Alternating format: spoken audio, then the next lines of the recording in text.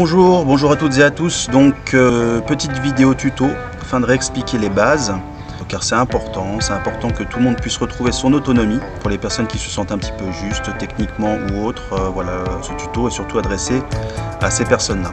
On a tous découvert la crypto en 2019 grâce à Wetio Project, donc on a tous entre-temps eu des parcours différents depuis, et le but de cette vidéo c'est de raccrocher un petit peu les wagons et de monter en compétences.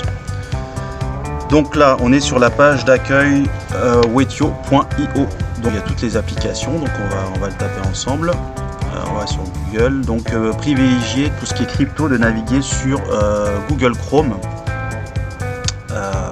Éviter tout ce qui est Opera, Safari, en général c'est moins fluide, ça peut bugger. Donc voilà, on est sur la page de wetio.io, donc on va y retrouver toutes les applications, Wetio Wallet, Wetio Scan, Wetio Master. Voilà. Pour l'instant on va s'intéresser à Wetio Wallet. Donc maintenant tout se passe sur Wetio Wallet, donc c'est surtout pour les personnes qui n'ont pas eu l'information concernant le passage de MyEther Wallet à Wetio. Maintenant vous vous connectez avec vos mêmes identifiants que vous aviez à l'époque sur MyEther Wallet sur Wetio. Ça a été swappé, donc ça a basculé sur la blockchain Wetio maintenant. On va passer sur Wetio Wallet ici. Donc ici deux choix s'offrent à vous. Soit vous pouvez importer votre wallet, soit vous pouvez créer un nouveau wallet. Donc si vous avez déjà un wallet, il faut l'importer. Et si c'est pour créer un nouveau wallet, vous avez un tuto donc, qui a été fait par Florent sur la chaîne YouTube Wetio Project, que je vous invite à aller voir. C'est un tuto qui est très bien fait, très axé sur l'aspect sécurité au niveau des identifiants et tout. Donc vraiment je vous invite à le voir, et pour créer un wallet à le faire accompagné de ce tuto là. Donc là on va importer notre portefeuille, donc on clique sur importer.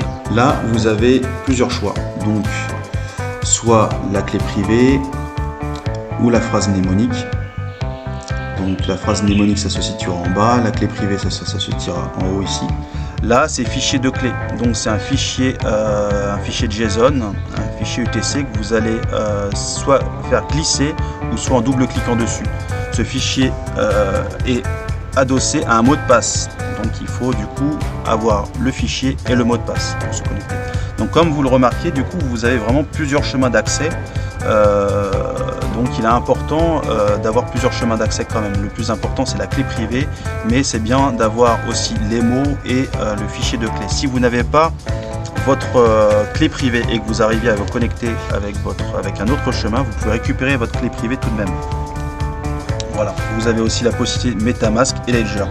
Donc tous ces identifiants sont obtenus lors de la création de wallet.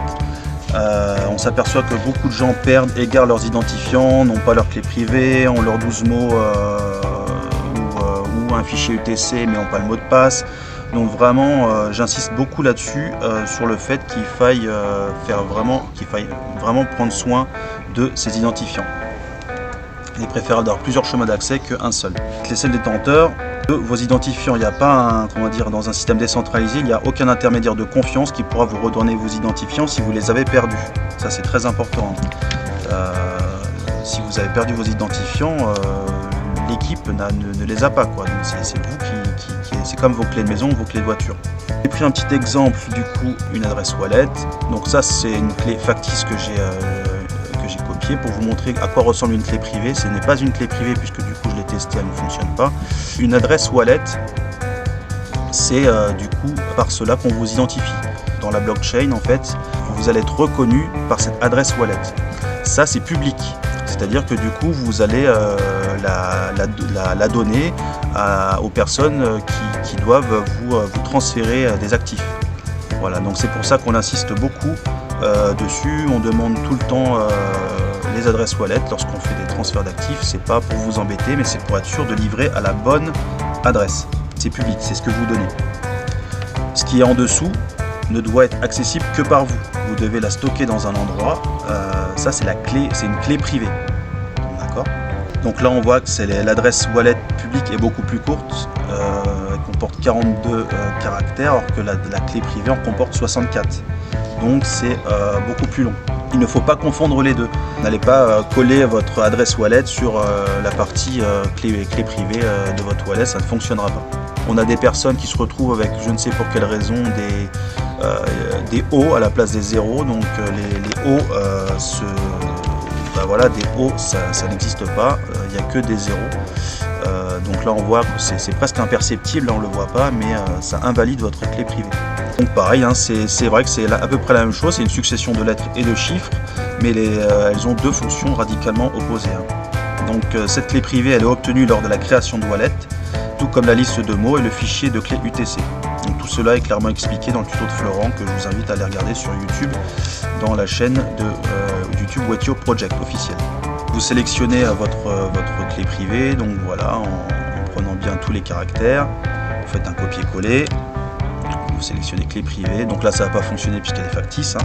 Mais la coller, vous cliquez directement sur entrée. Voilà. Si ça ne marche pas, vous rafraîchissez votre page en haut à gauche, c'est ici pour rafraîchir la page. Vous recollez votre clé privée et vous refaites entrer.